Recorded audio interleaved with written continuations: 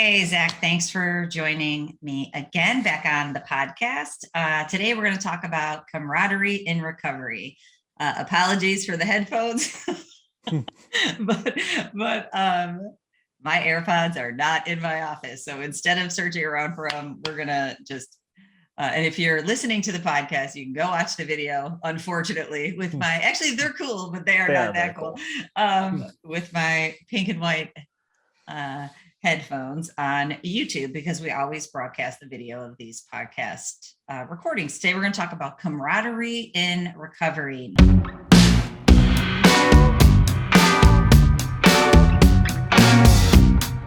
Now, science shows that when you have the proper strategies and the proper, and we're going to break this down, support, that is the recipe for success in recovery, which we will also remind ourselves what recovery means. The first thing, so hey, Zack, how's it going before I keep going? What's happening with you? It's going great. Yeah, everything's going well. I'm looking forward to talking about camaraderie today. It's going to be good. Yeah, cool. So I thought the first thing that we could talk about is like, why a group? So what we're going to end up talking about is get into a group. And I'm going to tell you real quick why I think it's important. Then we have 3 points that we're going to break down. And of course, we'll probably, discuss that a little bit further. But why get into a group? Because you need camaraderie in this journey. So a group really should be one that is intentionally focusing on pornography consumption, sexual acting out behaviors, so that you're with like-minded people, good people who are stuck in a situation like you are. And the first points that I wanted to throw out, and then we can talk about it, is when you're in a group, you learn the skills that you need to be able to take back to your world. You get to practice it with safe people who aren't going to judge you because they're going through the same thing. So, for example, you learn empathy. So you learn how to empathize with what another person is going through and be able to feel for them and be able to kind of internalize that and take it on a little bit in terms of your own journey. You learn intimacy. You learn how to be vulnerable, to share pieces of yourself you never wanted to have to share with people. And an important one for me is co-regulation. At the end of this journey, you should be able to self-regulate, especially when it comes to emotions. And we know if you get sucked into a porn habit or sexually acting out, at the root of it is difficulty regulating stress and boredom primarily. So at the end of this journey and through a group, you can learn how to co-regulate, which means if I'm upset, Zack's there for me to help me move through the things that are upsetting me, to be able to have some understanding about why I'm upset, to be able to deal with being upset, and then, of course, being able to learn from it and to have some action steps to move forward. That's what co-regulation is. And it is vital that you have somebody else to do it with you. You can't co-regulate yourself, hence the word co. So do you have any thoughts? Yeah, so being able to have an outlet in a healthy way is so vital. So let's say you have a partner, you have a wife, you have a girlfriend, and you're going through the struggle and they know about it. What I found is, my wife doesn't want to hear, hey, today was a tough day, but I was successful, because what she hears is you were fantasizing about other women, and I don't blame her. That's what it is. Right. Mm-hmm. And so I can go to a group and say, whew, guys, man, this week was a tough one. Like, I was really struggling, but I made it through. Or, hey, I messed up on Monday, or I messed up on a couple of days. And so having accountability, but also having the intimacy and empathy is great. The last thing I'm going to say that's also awesome is information sharing. Like, information is one of the vital keys to getting out of porn addiction. And so even the other day I was meeting with a guy, the guy reached out to me and was like, man, I've been struggling with pornography. I need to talk to somebody about it. I was like, yeah, sure. Let's go to Starbucks. Let's meet up. So I kind of talked to him about different things. And he came to me as kind of the expert. But then at one point he's like, man, and recently I grayscaled my phone to try to help me with porn addiction. I was like, you did what? he's like, yeah, I was following this guy who works to help guys to get out of pornography. He talked about how one of our triggers is visually seeing certain colors and shapes on our phone. And if you grayscale it out, it helps to decrease that trigger. And I don't know if that's scientific. I haven't seen anything on it, but I was like, that's an interesting concept that I never heard of before. And so now I get to like say, okay, well, is this a new tool or do I look into it and it's not? I don't know if you've heard anything about that, but that's also it's just great. It's great to get that new information.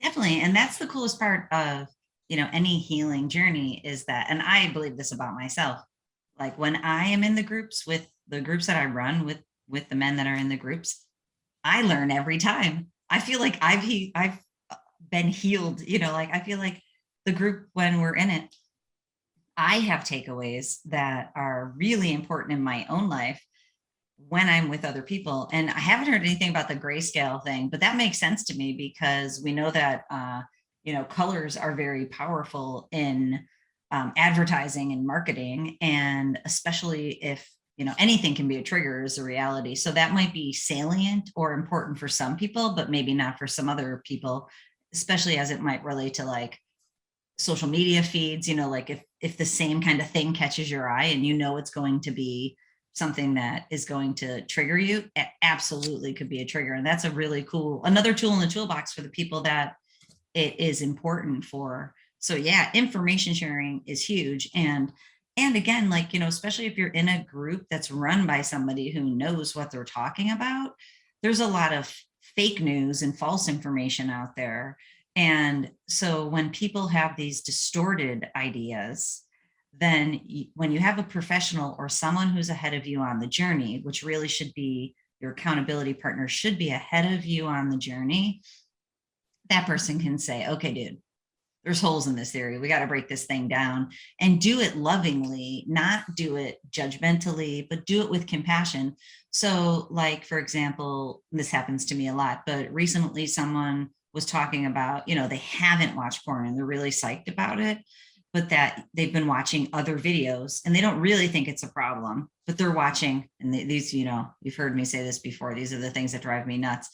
Some of the videos like yoga videos or gymnastics poses. Like, so for me, I'm like, why are you watching those? And he's like, well, I'm just interested. Are you though? And no, of he is course interested. Well, I know. Not for the right reasons. He's not trying to learn yoga. 100%. That's exactly it. And so, there's a couple other things, and I try not to be triggering or give people any terrible ideas. Those are terrible ideas for anybody listening. Do not go search those out. Don't use but alternatives. Totally. But he wasn't even aware that, and that's very common in the journey, that if you're trying to stay out of porn sites, your brain will take you to places you might not have expected because you're trying to stay in integrity on porn, but also at the same time, your brain needs the dopamine hit. But my point to that is when you come to a group and you say, I've been doing this. Does anybody think this is a problem? Other guys might be doing it and might not know it's a problem, but you need to have someone who's ahead of the journey, who's experienced that, and especially a professional who knows that's a sexual media type of behavior and that it's going to lead you down the slippery slope. And I know so many people don't understand that about masturbation. They think when they leave porn behind, that masturbation is fine, but it involves all the fantasy. And if you keep up a compulsive masturbation habit, it's a matter of time before you're looking for the higher levels of dopamine. And when I tell people that in my coaching, their minds are blown because they're like, seriously? And I know people on YouTube don't like hearing that either, but it's definitely a slippery slope behavior. So you need someone to be able to gently say to you, okay, not a good idea. You're here, you've committed to this journey, this transformation, so that you can rock out your best life. You want to know what the things are that are going to try to trap you. And then when you know that they're traps, you can avoid them. Right. Yeah. And so a few thoughts I was having as you were talking about it. So one is a side note on masturbation instead of pornography. A lot of the times, and I know it was my case, is that I was replaying porn videos in my head while I was masturbating.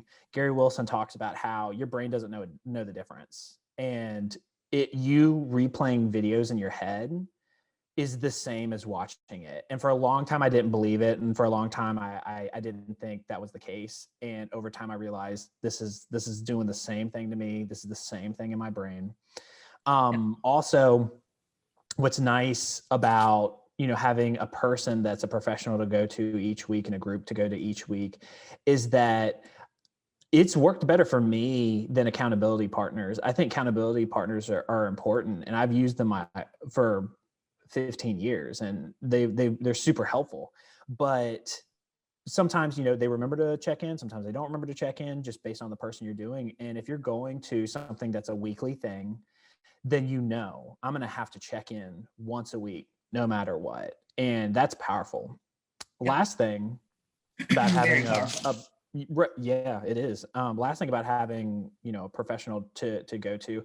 So there's something I heard in graduate school as I've been going through my program, is that one of my teachers was saying that they had a client who was like, how do you know what I'm going through? Have you ever been through an addiction? They're like, nothing strong, not particularly. And they're like, well, how can you relate to me? How can you be an expert on this? And he said, well, there's a difference between experts on addiction, which you are, and experts on recovery, which I am, right? Yeah, I love that. And so, where I'm at in the process is I'm an expert on addiction. I got it. I fully got it. Now I'm becoming an expert on recovery so that I can do both, and you're an expert on recovery, and that's why your Yeah, I program love works it. so well. Yeah. Yeah, yeah. I love it. That is so funny. That is absolutely so true, that we don't want people to stay as experts in addiction. They've got that down. And recovery is a completely different journey. And the lessons that can be learned when self-awareness, and one of the notes I have written that I didn't want to forget is that the reason you need a group too, self-awareness can be so low at the beginning of this journey. And really that's how I got intersected into addiction recovery, is someone I cared about self-awareness. I'm like, how could this self-awareness possibly be this low? like all of this is so clear. So when you increase self-awareness, which is the first pillar of emotional intelligence, you can now start to see the forest for the trees, the work that you need to do. But it's very difficult to increase your own self-awareness. That's why you need someone who knows what to look for at each step in the journey. And other people who are caught up in addiction don't know what the next steps look like. And honestly, in my own journey here, one of my biggest frustration points, which is why I took 3 years to transition myself out of my private practice into this, is because I felt like no one was told that the journey actually has a pretty concrete pathway from addiction to full recovery. Mhm. And like there's ways you can get there. And especially I felt like, it's psychoeducation. And so a lot of counselors or psychologists don't do a ton of psychoeducation. They will do counseling, which is Mhm. responsive, which is totally important too. But I felt like people need to know, like, they're at step A and they need to get to Z, Mhm. and there's a B, C, D, E, F, G, H in between. And so then when I was helping the person that I cared about, it was like A to B took forever. And then it was B to C, which barely happened, then back to A. Like, it doesn't have to be that way. And so when, moving through the journey over the course of years from addiction to recovery, and actually it's again, I'm going to talk about it in a second, it's one of the points I really wanted to make. Like, there really is a clear cut pathway. So if you get that the hardship that you're going through right now is actually transformation, it's actually step F. Like, I know it sucks and it doesn't feel good, but you're no longer an A. The reason you're looking up gymnastics videos is because you're on step F, my friend, which means you're staying out of the screen. Your brain is jonesing for a dopamine hit and it's looking for it anywhere. So then you can go, okay, this really stinks, but I need to stop watching those videos and I need to keep going so that my brain can unwire. So I love that. I think that's Right. super And powerful. what your program covers is, okay, I've been doing this for a long time as my dopamine hit. Let me find something else to do. I think one of the things that I loved about your program the most was talking about brain boosting, draining, neutral states of mind. And so what I learned from it was there are things I do that I think are helping me. So I go and watch TV, I go play video games, I go look at porn when I'm feeling bad, when I want to celebrate, when I want to take a break. And these things were contributing to me feeling bad. So it's this weird paradox that we go to these things, or it doesn't even have to be that stuff. It could be high calorie foods. I I was just going to say, I've talked to people about food, a lot of people about yeah. food this week. Right. And so it's like, and so you're just like desperate for this dopamine. And so, Yeah, and high calorie, easy button food. People don't So make the connection between just, fast food. Even we just leave it at fast food or crinkly bags, because that's what I always talk about in the program, that, if you hit a crinkly bag, you open it up and you get this burst of dopamine. It's just like hitting the easy button, but in a different way. And it's a slippery slope behavior for most people. Exactly. Because it means the foundation that we're trying to build either isn't built or it's slid backwards. Right. So to go back to the point we were making, I went to an expert, which was you. And so I was like, okay, so what do I got to do instead? Okay, so I'm going for a walk and I'm eating, I'm trying to eat well again. I'm trying to make sure I'm getting the right sleep. And so all these things where you're like, okay, I need to understand that it's going to be tough, but I'm going to make good habits that are healthy, that will actually make me feel better, not ones that are going to make me feel bad about myself, that are going to send my brain into a minor depression because the cortisol levels have shot up and my dopamine levels have shot down as soon as I'm done eating the large ice cream sundae or whatever it is. It's like, how can I actually feel good regularly? Yeah, and finding dopamine in the world. So like, if you like to skydive and you go skydiving, that's going to give you a rush of dopamine. Right. But a walk is actually giving you serotonin. So like you teach your brain, serotonin is a slower neurotransmitter that hangs around a lot longer. That's the joy of life. That's the spice of life. And of course you also need dopamine too, but when you're caught in this thing, you're caught in constant dopamine seeking.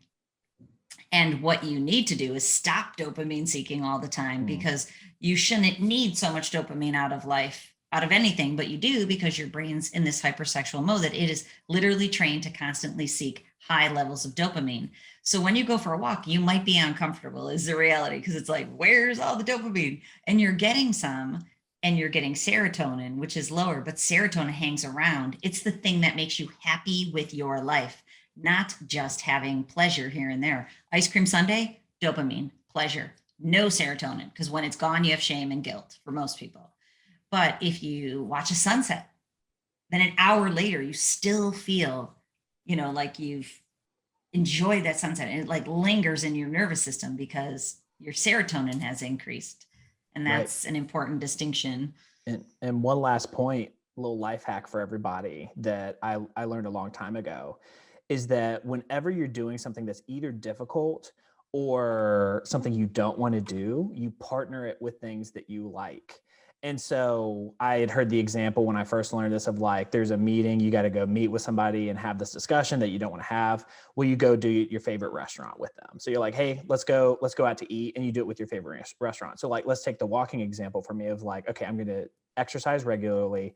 How do I do this while partnering with something I enjoy? And I love podcasts. Like I love learning. Like that's one of my favorite things. And so I'm saying, okay, here's a couple podcasts that I love. I save them for my walk.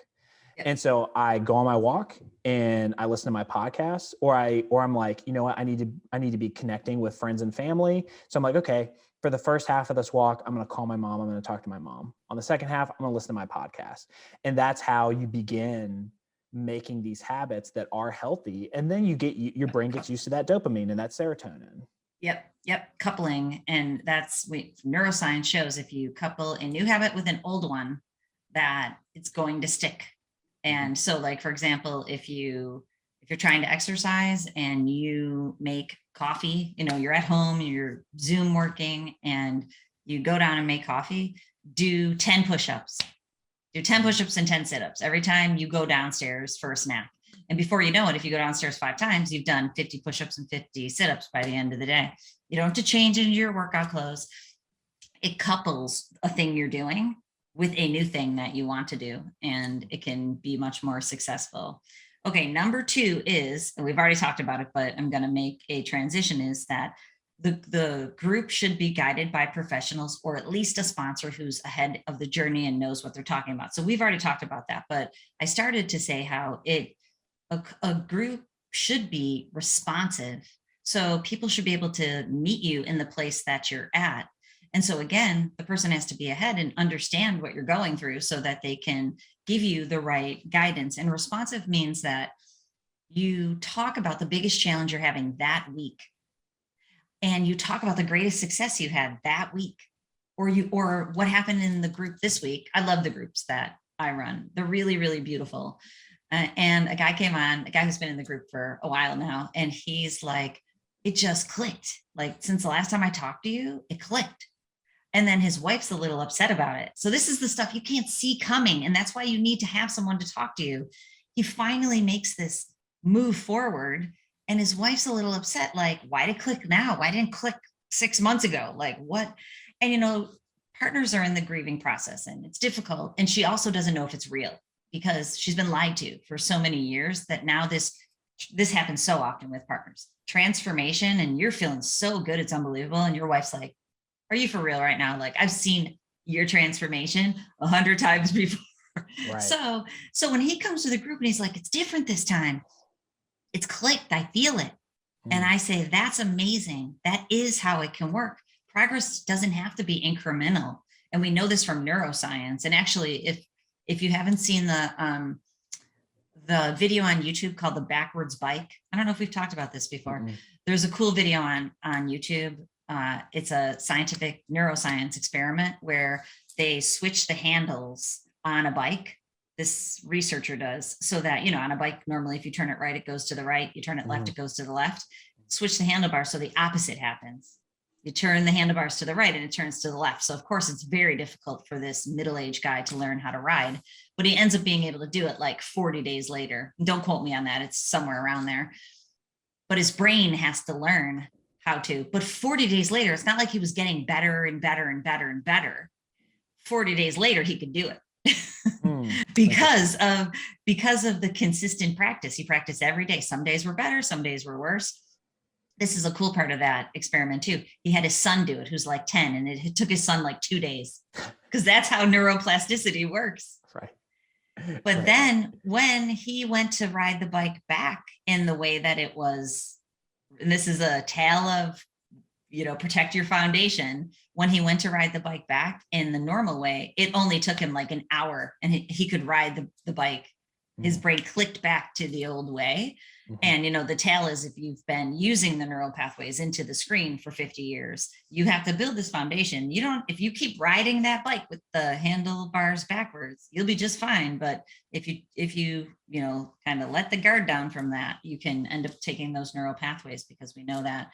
But, so it's interesting in that it doesn't have to be incremental. And so that's what happened to that guy in the meeting. But, he knows how to go back to his wife and say, I talked to my group about it, and, this is how it can happen for people. And I'm telling you, and I encouraged him to have empathy for her, because it's difficult for her to believe him, because she has been in these shoes before. So just stay with her and understand where she's at. And if you keep communicating, and he was so psyched, but, without the group, he wouldn't have had a place to explore those ideas, be validated by what he feels, validate his wife's feelings, and then give him action steps to go back and communicate with her. Immensely powerful. Without that group discussion, he might have gone backwards. He might have had a setback, or his relationship might have had a setback. With that discussion, which was under 5 minutes, moving forward, and everybody else got to hear that. So now everybody in the group, most of which have partners, can know what to look for in their journey. Right. Mm-hmm. Which is step R. You know what I mean? Yeah. Like literally step R, moving towards Z. But going back to the point is that that's responsive with the right advice and the right and healthy. When I say right, it doesn't mean it's my opinion. It means there's healthy ways to approach recovery and unhealthy ways. An unhealthy way is to be upset by, his wife not understanding, allow himself to feel shameful that maybe he's not actually recovering and he's tricking her, allowing him to really feel what he's feeling, be confident in it. That's the healthy way. And you need someone to be able to move you through that.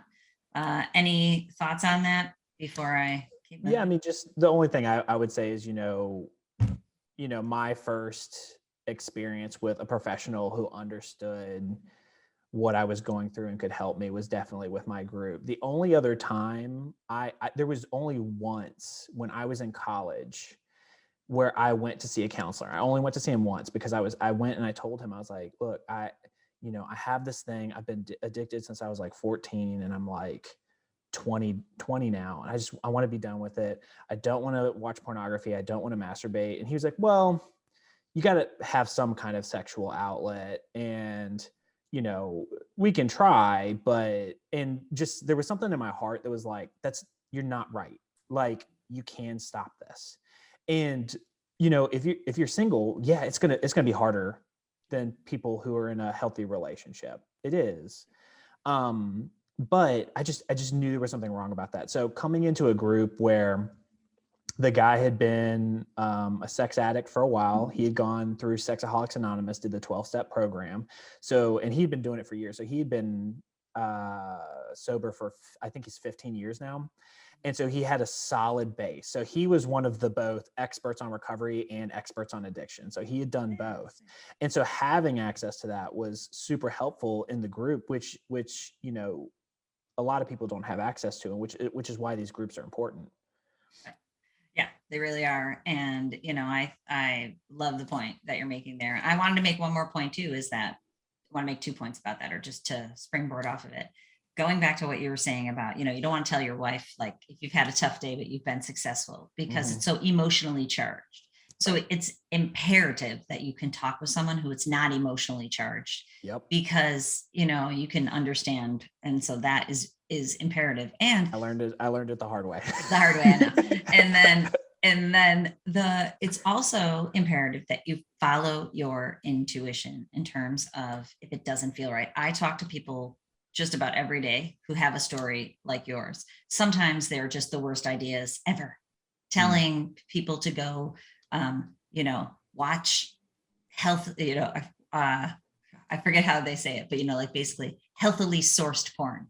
Like that's not a great option. That's a terrible idea. Just continue objectifying people. It's okay. Those people don't matter. What you need is to indulge in that selfishness. That's what you need to do in this moment. Exactly. As long as it's sourced properly, not a thing. Right. As long as they're willing participants. Exactly. Which they're unhealthy too. Because, I'll say to people, no healthy person in the world wants videos of them having sex online. There's not a healthy person in the world who desires that. There's tons of unhealthy people. Right. But even if they don't care right now, what about in 10 years? Definitely. And so them in 10 years may care. They may. Definitely. So anyways, 100%. Anyways, we're digressing there. Yeah. But the point is if it's not sitting with you, even though that person might have a ton of credentials behind their name or somebody else referred you to them, if the thing that they're telling you, first of all, if it makes so much sense to your hijacker, learn to question that, because your hijacker will go to people who will tell you the thing you want to hear at the beginning of the journey. They'll go to someone who goes, you're fine. So many people. And they're like, whoosh, I can watch porn. This is amazing. Thank God that professional says I can. Or it will sit wrong. When you really want help, it'll sit wrong. And if something's sitting wrong, don't go on forever with it sitting wrong. I talked to a guy last week who he's like, we met a year ago and I'm a year too late because he's in a really bad spot. And of course, this happens to me a lot. I'm like, you're here now. So you weren't able to commit last year. Double down right now on the commitment and let's move you through this journey of recovery. And just to talk about what recovery is real quick, recovery is recovering your true authentic self, the real you, the one who doesn't need to constantly pleasure seek to offset pain. So some people may not even have ever met that version. Again, a gentleman I'm working with and one of many, he's like, I have no idea who that person is. I've been watching porn since I'm 10. I have a lot of trauma. I've got a lot of dysfunction. And so the beauty is you get to find that person or create him and invent him, tap into what you think he would have been like all those years without the trauma and the pain and the porn. You're saying you have the ability. The optimum person is who you're imagining. Okay. Definitely. Your full potential, the thing that right now, and of course that changes, but people are stuck in this journey. They can't see themselves without porn. It's been such a big part of their life, their whole life. Right. And they have been stuck in this trauma response. Like it goes back to the brain. A trauma response in the brain makes your brain run low and slow and anxious. So when we resolve that, there's a lot of holes, but the holes can be filled with purpose in terms of doing work that you like, being able to have people in your life that you enjoy, and your hobbies. But I know I say that and it sounds cliche, but here's the counter with just a few people I've talked to this week. First guy that I'm thinking about hates his job, been working at it for 20 years, loathes it. So like, how do you have a great life if you loathe the thing you do 40 hours a week? So it doesn't mean you quit and you do nothing right now. It means you make a plan. And I've helped people make these plans, and it is magnificent to see people be able to transition out of the days that they just can't stand. So they can't wait to get home and escape into porn. Another gentleman that I work with, he's realizing all the things he's not. He hasn't figured out what he is, but he said, my wife wants me to be something I'm not. And I'm like, there's so much tension because the version of me that she sees that she wants is not a thing I want to be. And so actually 2 people are in mind right now. One person, I'm like, you have to move towards that conflict, because it doesn't mean you have to create problems with your wife. It means you have to tell her, that's not me. You're thinking of your father, or the version of me that looks like the version of your father that you always wanted. That's just not me at all. And then the second person, I'm like, I don't know if your relationship will be able to make it through this. I hope it can, if both you and your wife can dig in a little. But there's a lot of exploration that needs to be done there. So you don't want to be these things. Find out what you do want to be and have the courage to be them, and say to her, this is me. I hope we can, be partners in crime for the rest of our life. And, I don't talk about this journey lightly, because I'm on it on a daily basis with my husband. I told you we just celebrate our 20th anniversary. And actually I got the most beautiful email from one of our YouTube subscribers, which I so appreciate, by the way. And it said, thank you for being, thank you for your work and your content. But the part I like the most is it said, thank you for being an example. And the thing is, like, I'm not perfect at all, but I do this stuff. The stuff I tell you, I move towards conflict when I feel like it needs to be. When my husband does something and my wounded inner child goes, he shouldn't be going to do that. And I'm like, why do you care? I'll literally say to myself, why do you care? He's a grown man. Let him go do whatever he wants. And like, I have to play this game in my mind sometimes, because that's my mother's default pattern, which I joke, we're all becoming grandma. My kids will be like, why do I do this? Because we're all becoming grandma, and it's not inevitable, but so I will say, like, in my mind, I'll go, like, think about if I was dead, or if we were divorced, he could go do whatever he wants. So we might as well be doing that right now. And same thing, if I wasn't with him and I wanted to do these things. So we've learned to support each other in the things that maybe we're not in love with about what each other do. But as we do that, it's so cool, because that's how you end up moving towards an interdependent relationship. And it's pretty neat to see it play out on a day-to-day basis, but we have to practice it. Like it's a constant practice. It's like yoga. Like if you're not practicing it, you're not doing it, type of thing, Right. That's good. Well, what was the third point you wanted to cover for the day? Third one, and then we'll wrap up. The third one is that, and we've already kind of covered it, is that this is a journey of going from the pain-pleasure paradox, as I call it, which is constant dopamine seeking, to being on purpose. That is the journey. And along the way, you no longer need porn, you no longer need alcohol, you no longer need excessive food when you take that journey. So the way that and there's multiple ways we can think about it, but we can think about it in terms of the neurotransmitters, all dopamine, to balanced neurotransmitters for pleasure seeking versus joy and happiness. Then we've also talked about it in terms of the ego, and the ego is stressed out and overwhelmed and bored. Those are the feelings of the ego. The ego is taking, not giving. It wants, it desires, it needs for itself. It doesn't think about other people and giving and contributing. It's just trying to feel good, to offset the pain. when you take the journey from ego to your true self, it starts first, it's like you're 100% your ego. And then at step A, B, C, D, you transition to 10% ego, 90% yourself. And people will feel this. And I got a question like, what's my psyche going to feel like at the end of this journey? And I just made a video yesterday about it. Then when you're 50% there, you're like 50% ego and 50% self. And this is when people start flip-flopping back and forth between like wanting to go back to the old behaviors, but knowing what they should do. And then as you keep going, now you're 90% yourself. And there's only 10% ego left. And you have to keep it in check. And if you can get all the way there, you recover your true self and you can be in peace and you can have joy. And of course, there's pleasure there too. But that is the journey. And it's so hard to do alone. It shouldn't even be done alone. Like the beautiful thing of humanity is we're a tribe, we're a collective. We are here to lift each other up. And ego can't see that. So that's why it's so difficult for a person to join a group when they're stuck in their ego. And that's my point here. When you're stuck in your ego, you're like, I got this. I can do this myself. I don't need anybody. I don't need a program. I don't need this lady who talks to me about porn. I don't need this new dude and his headphones. I'm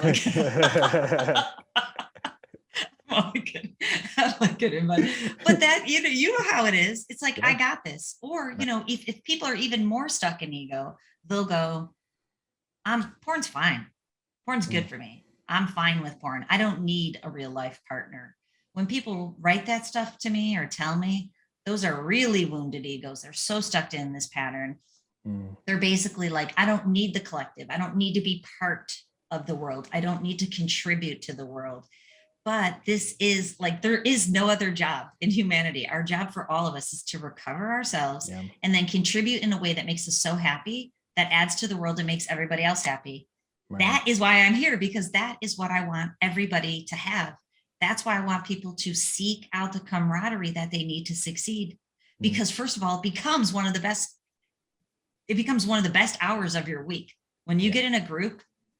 And so just one more thing, and then, well, let me throw it back to you, and then I'll talk about our group just a little bit in terms of letting people know. And I'll try to keep it short, and this will apply more on an individual basis than a group, but what you were saying just kind of triggered some thoughts. But I took the Enneagram, and the Enneagram said that my number was the achiever, right? And so I started looking at my life and looking how I do everything through the lens of achieving. And so hopefully I'm understanding kind of your definitions of like ego versus true self. So I'm guessing it's false self versus true self, maybe. Yeah. And so I started to realize why I do certain things, right?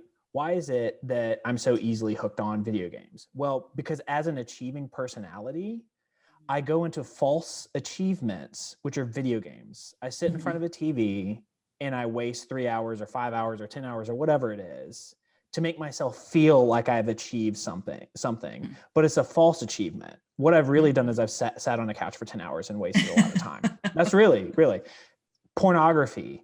Oh, I'm able to interact with all these beautiful women, right? It's a form of achievement. When I see this massive plate of food, I have to finish it. Why? Because I need to achieve something. But here's the problem with the false self is that it is pleasurable in the moment, but then there's this voice in the back of my head. There's this thing that I feel where it's this shame and guilt of, I'm actually not doing anything. Like what I'm actually doing is I'm sacrificing my true self for a false self. And when instead of playing video games or watching porn or eating a massive plate of high calorie food, I make a list for myself and say, okay, here are the things I'm going to accomplish for the day. And I go through the day and I accomplish those things. I am now experiencing the true self. I get that satisfaction. And the nice thing is if I'm able to do it in a healthy way, and there are many days where I can then do a little bit of video games or a little bit of TV or some unhealthy food because I've done the things that I know in my heart that I need to be doing. So sorry if that was a bit of a tangent, but that's where my brain. No. I love it. I think that's exactly what I'm talking about. And then when you recognize those patterns, because it should always come back to an action step, because it's hard to change your thoughts with your thoughts. So the action step for you is go achieve things in the real world and then reward yourself with the things that your ego likes to do. And that's why I say, like, if you can get all the way to 100%, which I actually don't I don't know anybody who's gotten to 100% self, because there's always like that ego that tries to bring you back. But I love that. I think that's great. I think it's really important that we figure out those patterns. And, Enneagram goes back to your basic fears and your basic desires to make you feel safe and secure. It's all about feeling safe and secure in this world. Right. Okay, so let's just talk about real quick about the group that I've set up and the way that I've set it up, because I had the thought when you were saying how when you have to check in each week, you feel committed to this. So the way that I've set up our group is that you actually don't have to check in until you're ready. But I've done that on purpose because of what I've just talked about, this transition from ego to self, is that an ego might not join a group because they have to check in and they're terrified. But once they see other people doing it and they see the value and the benefit and how good it feels for those people and how much value they're getting out of it, then people are willing to turn their cameras on and turn their mics on. So when you join my group, it's on purpose. You don't have to interact, but we send out an email before each group asking for questions ahead of time. So if you have a question that you want answered, you can email to me and I'll answer it without you even having to talk. And then as you do make this transformation, you will want to talk and you will want your camera on and you will want the connection with me and with the other people in the group. So I've designed that deliberately so that it becomes a little bit of a journey within the group to encourage people to be able to start. And I do like it I have it at what might be bigger than some groups. It doesn't end up being, but it can be a little bit bigger. So you can get lost in the crowd a little if you want your camera off. But if you want personal attention, you can always get lots and lots of personal attention too. So it's not that it's large, but some groups, and I don't know if you've had this experience, you'll get on a group call or you'll go to the group and there's like 2 people. It's like terrifying because it's you and one other person. And it's like very difficult to get a quorum going. So, I have designed the group so that it's just big enough to feel comfortable, yet to be able to remain a little bit of anonymity if you want it at the beginning. And the groups, when we run it, they're 3 weeks a month.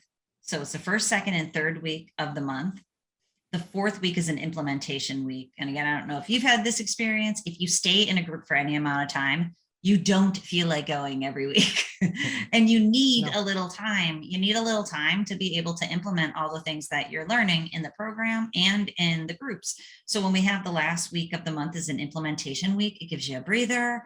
It sets you up for success. It allows you time to process and integrate what you've been doing. And then you come into the next month renewed and refreshed. And we encourage people to stay in the group for 3 months alongside the 90-day program, and then stay as long as you would want, as long as you'd like or need it. And there's lots of people who stay a long time, and there's people who come and go after that also. And, I think it's really important that, there's a place you can come back to if you want to. Do you have any other thoughts about that before we wrap up? No, that's great. The only thing I'll say is that, I think men, and this is generally speaking, maybe not all men, but I think there's a lot of men out there that want to feel like that they're brave and that they're bold. And that's why we're obsessed with Star Wars and superheroes and all these things. And honestly, going to a group and being vulnerable is brave and it is bold. And so the moment that you do it, even though you're terrified, you feel like, okay, I did what I was supposed to do. Like I put myself out there. I did something that was slightly dangerous, right? Emotionally speaking, it's dangerous. For sure. And I accomplished it. I did something great. And you don't want to do that in an unhealthy environment because people may not understand it. You want to do it in a healthy environment where people get you and they're like, great job, dude. Like, thanks for coming. Thanks for sharing. Like, you did good. And there's a satisfaction that comes from that. And that helps on this journey 100%. It really does. That's beautiful. It's awesome. We'll wrap up there because that was great. I really appreciate that. Okay. Well, have an awesome day. And until next time, right? Thanks, everybody. We'll see you soon. All right. Thanks. Bye, Zach.